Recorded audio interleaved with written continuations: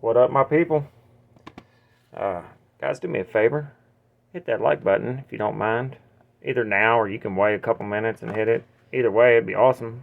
Also, make sure you check out DNKKnives.com. Cool people, cool stuff. And if you do buy something from there, you can use this coupon code behind the edge 10. Get yourself 10% off and free shipping. Man, it is cold out there. It is 12 degrees outside here right now, and I live in the Midwest. I live in Kentucky, so if you live in the Midwest, man, make sure you stay warm because it is flipping cold. If you would like to support the channel, there's a link to Patreon in the description, or you can join the My People channel membership.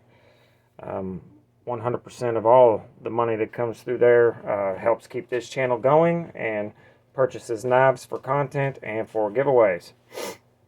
So, thank you, and I appreciate it. And thanks to all my patrons and members. You guys are awesome. Also, the giveaway for Ken Faulkner that I'm doing on his behalf or for the channel, for his channel. I am waiting on a knife from DNK to add to the giveaway, so we're going to wait on that. It should be here Tuesday. Tomorrow is Martin Luther King Day, so it should be here Tuesday. So I will draw it then, so there's a knife to give away as well. He started at 422 subscribers. He is at a little over 500 now, so 500 is a good milestone. That's pretty sweet. So you guys helped him get above the 500 mark. That's awesome. Today we're going to talk about this very bright knife, the Manix 2 lightweight.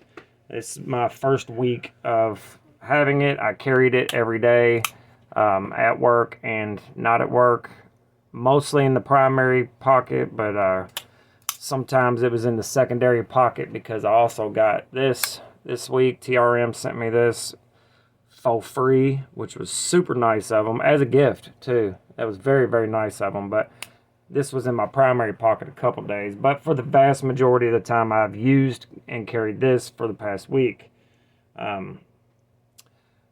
It's a Manix 2. Everybody pretty much knows the Manix 2, but there's a lot here that has been changed and upgraded and more to talk about. So that's what we're going to do. This is in their Salt series. They are starting to add new models to the Salt series. It's $164, which we'll get to that price in a minute. 3.35-inch Magnacut blade with a high satin finish. Yellow FRN scales. You have black wire clip hardware, all designed to help with the corrosion resistance. Believe it or not, it has a ceramic ball in the lock. From what I can see, it looks like a ceramic ball to me. So yeah, and it's on phosphor bronze washers. I'm not 100% sure on that, but I am 100% sure on that. So do what you will with that information. This model's been around a long time. It's been updated and repurposed for that Salt life, so it's not a lot different, but it is different. We're going to do the pros and cons. I'm going to just pretend I've never ever done a video on. I don't think I have done a video on the Manix 2, but about 7 million other people have. So on the pros, first and foremost, this knife came hair wiping sharp. And I do not know any other way to explain that. Spider colors usually come pretty sharp, but this one just came crazy sharp. Sharper than I expected. And this is a factory edge after a week of use. It is masterfully sharp. Second, it's guaranteed to have an excellent heat treat, and so far so good. I've used it to break down boxes at work. I'm a trim carpenter and I install cabinets as well, and the cabinet boxes have to be broke down before they're huge. You know, they're 3 feet by 4 feet by 4 feet, so huge boxes that I have to break down before I throw them in the truck and take them to the work dumpster. So I break them all down. I cut banding, thick banding, zip ties, stuff like that. normal use, and it has done exceptionally well, and it is still crazy sharp. I have not sharpened it or even stropped it. I haven't had to so far. And after you sharpen this thing a few more times, or a few times, you'll get the best edge retention you'll get out of the knife. The first edge, especially on a Spyderco, is going to be a pretty burnt edge. It will have good edge retention, but not the best it can. Once you start taking away some of that material, the edge retention will be much, much better. Next, I love the black hardware. I like the way it looks for one, but for two, it is also supposed to be rust proof. It does stick to a magnet, so it is a steel of some sort, but I believe it has a coating that keeps it rust proof or rust preventative. Next, in the pros, the Manix 2 itself is one of the best one and done knives ever. It is one of them knives that you can get to use forever and never need another one if that's your thing. Like me, most of you guys are collectors. You want to have a bunch of knives just because you like them. But if you were just looking for one knife to put in your pocket and use every day, the Manix 2 is definitely one of those. Next, new screw together construction. All the previous Manix 2 lightweights have been riveted to where you could not take them apart. I understand why they did it, because they could put them together with machines instead of a person. That's my guess anyway, but now they are screwed together, which is thank you, Spyderco. Thank you so much. So now you open up more options for customization, and they finally did it, and we thank them for that. Next, it has fantastic action, believe it or not. This knife is not exactly known for action, but it's pretty good, and it was like that right out of the box.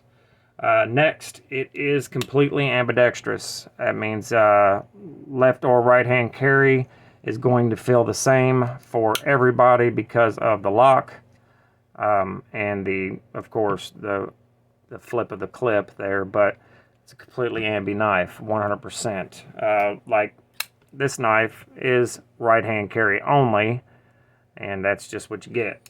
This one is both.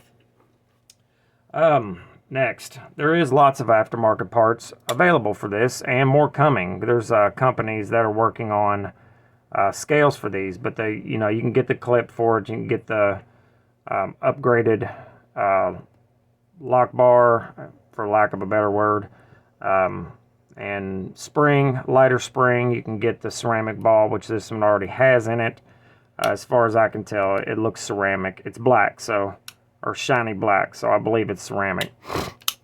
But there is aftermarket parts available, and definitely more coming.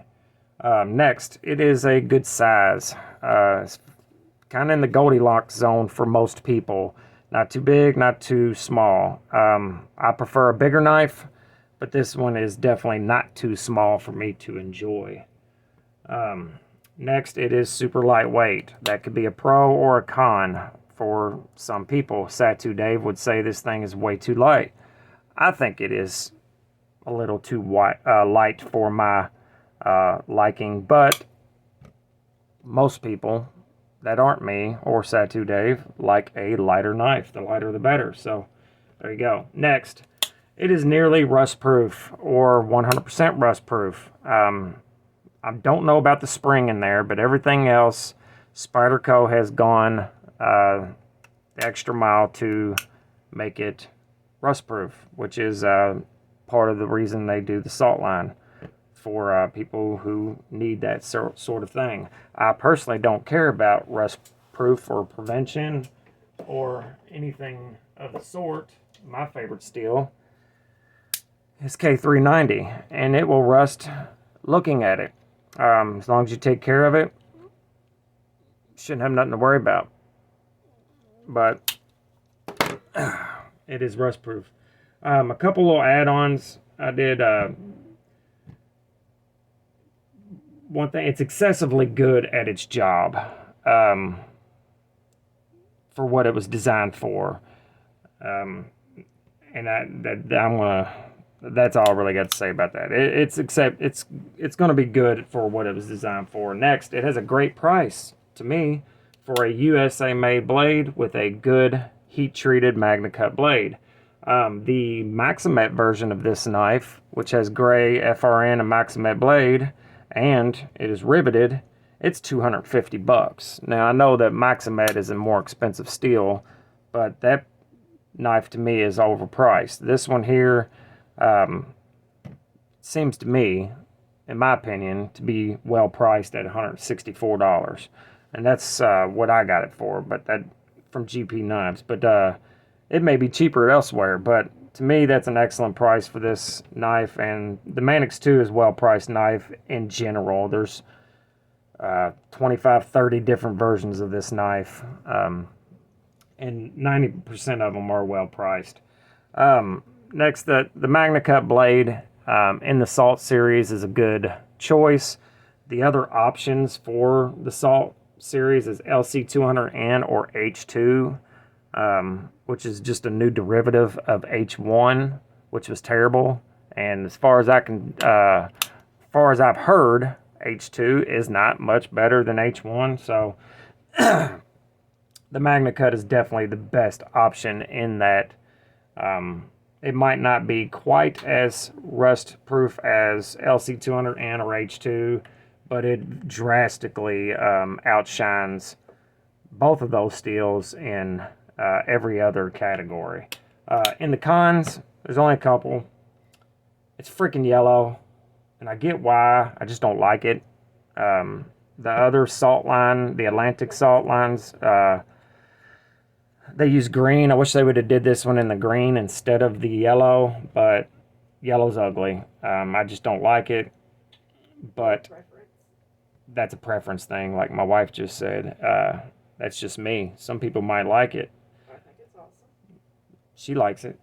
And the second con, not really a con, the fact that it's FRN, it'd have been awesome if they'd have just popped this out in the G10 model. That'd have been favorable for sure.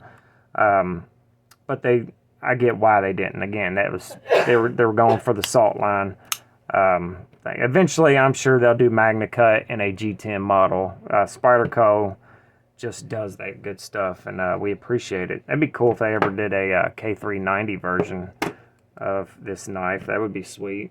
Overall, the color sucks, but this knife is awesome and terribly good at what it was designed for. An all-weather cutting tool. Yeah, it's awesome. That's all I got for you on this one, guys.